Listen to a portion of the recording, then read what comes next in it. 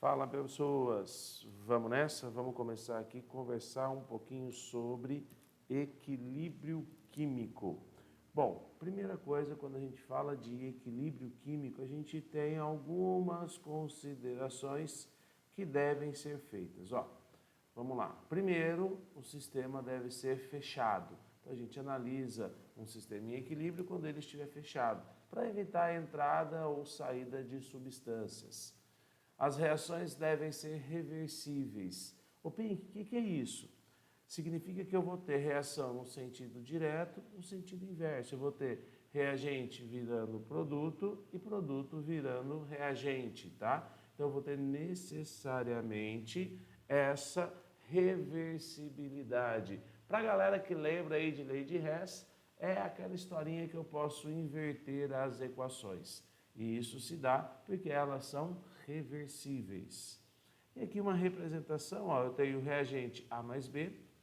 Na reação direta, eles vão se transformar em C mais D. Então, reagentes virando produtos. Galera, seguinte, hein?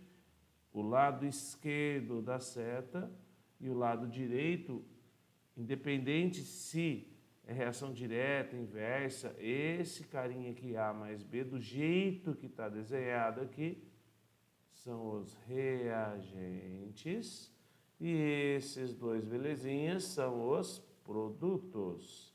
Então, eu vou ter reagente virando produto, e na reação inversa, eu tenho os produtos se transformando em reagentes, ok? Isso é a reversibilidade das reações. Bom, uma outra consideração importante é que todas as substâncias devem estar presentes no equilíbrio. Então, um sistema inicial você coloca somente os reagentes. Entretanto, contudo, porém, se você tiver um sistema em equilíbrio e quiser representá-lo de maneira esquemática, eu tenho que desenhar nele as bolinhas indicando os produtos, no caso aqui a amônia, né? Esse garotão aqui é a amônia. Aí eu vou ter, de acordo com a legenda, esse N2 aqui e essas bolinhas aqui, o nosso H2. Então eu tenho no sistema em equilíbrio a representação de todos os compostos da equação. Fechou? Bom, agora vem para uma parte bem interessante que vai nos ajudar a analisar a parte matemática do nosso sistema. Se um sistema está em equilíbrio, a velocidade direta, que é aquela que depende dos reagentes, tá? Depende dos reagentes, ela tem que ser necessariamente igual à velocidade inversa. Velocidade inversa é aquela que depende dos produtos, tá? Vai ser, além de tudo, diferente de zero, porque o sistema é dinâmico. Velocidade direta tem que ser igual à inversa e diferente de zero. Bom, num gráfico, como que isso pode aparecer? Aqui, essa curva descendente é uma curva que indica uma diminuição da velocidade da reação ao longo do tempo. Tudo que estiver diminuindo ao longo do tempo deve estar relacionado ao reagente. Por isso, velocidade direta, tá?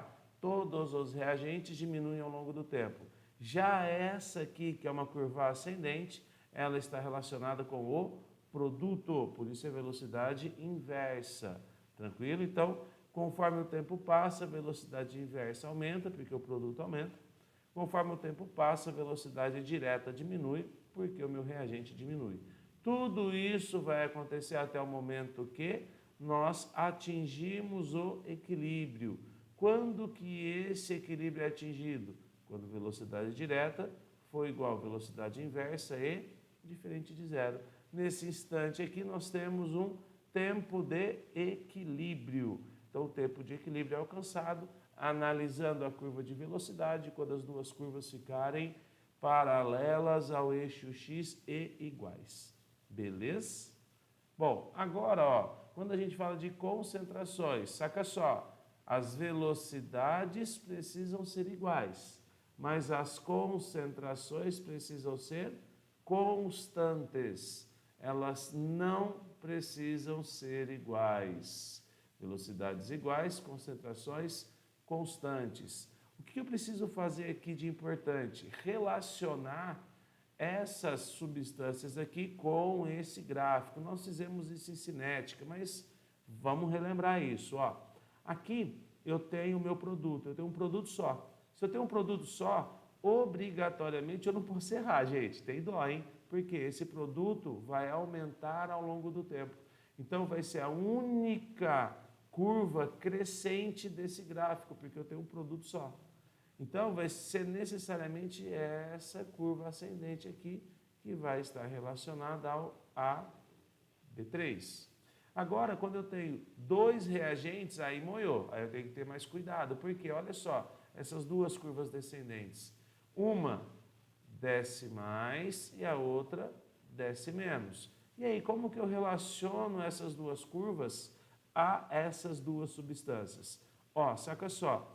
Para cada um que eu usar de A2, quanto que eu uso de B2? Eu uso 3. Então, para cada valor de A2 que eu uso, o B2 eu vou usar o triplo. Então, se diminuir 1 de A2, diminui 3 de B2. Se eu usar 2 de A2, vão diminuir 6 de B2. Então, o B2 ele vai sempre diminuir mais que o A2. Se o B2 sempre diminui mais que o A2, a curva do B2 é a que desce mais.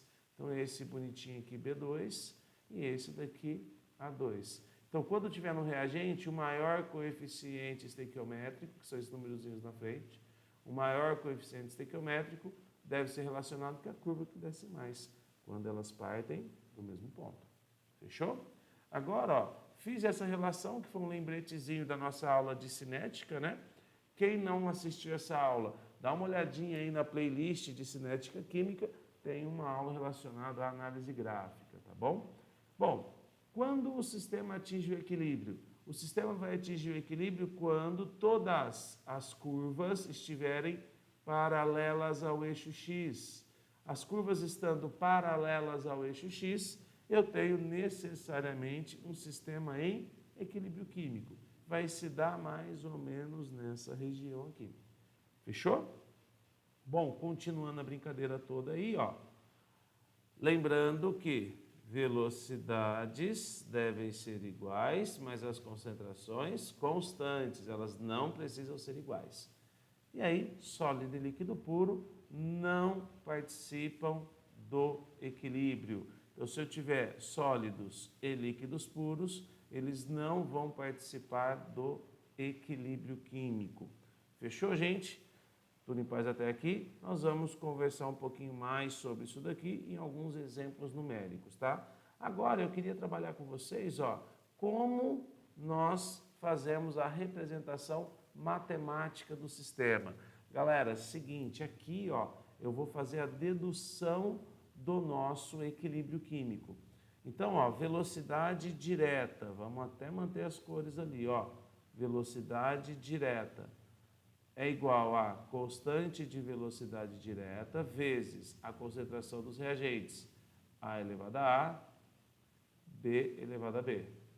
A velocidade da reação inversa, velocidade da reação inversa ou indireta, tanto faz, K inverso vezes concentração de C elevado a C, concentração de D elevado a D. Se o nosso sistema estiver em equilíbrio, sistema em equilíbrio, o que isso quer dizer para a gente? Sistema em equilíbrio quer dizer que a velocidade direta tem que ser igual à velocidade inversa. Se isso é verdade, eu posso também dizer que o K da reação direta, A elevado a A, B elevado a B, tem que ser também igual ao K inverso, C elevado a C, D elevado a D. Se isso tudo é verdade, eu posso simplesmente isolar as nossas constantes. Então, eu vou optar por deixar as constantes do lado esquerdo, ficando assim, K direto sobre. O K inverso, ele está aqui multiplicando o C e o D. Então, eu vou passar ele para o outro lado, dividindo. Vai ficar K inverso e direto. Vai ser o quê? Concentração de C elevado a C vezes D elevado a D. Para conseguir deixar a constante direta sozinha, o A vezes B que estavam multiplicando ela, eles vão passar para o outro lado dividindo. Aí vai ficar concentração de A elevado a A, concentração de B elevado a B. E aí, meus queridos, olha só, isto daqui a gente vai chamar de KC. Então, nosso KC para essa equação genérica aqui vai ser concentração de C elevado a C, concentração de D elevado a D, tudo isso dividido por concentração de A elevado a elevado a A, B elevado a B. Então, resumindo a brincadeira, esse nosso KC, ele vai ser a divisão ou o resultado da divisão dos produtos pelos reagentes. Produtos pelos reagentes. Ô Pink, o que é KC? KC é constante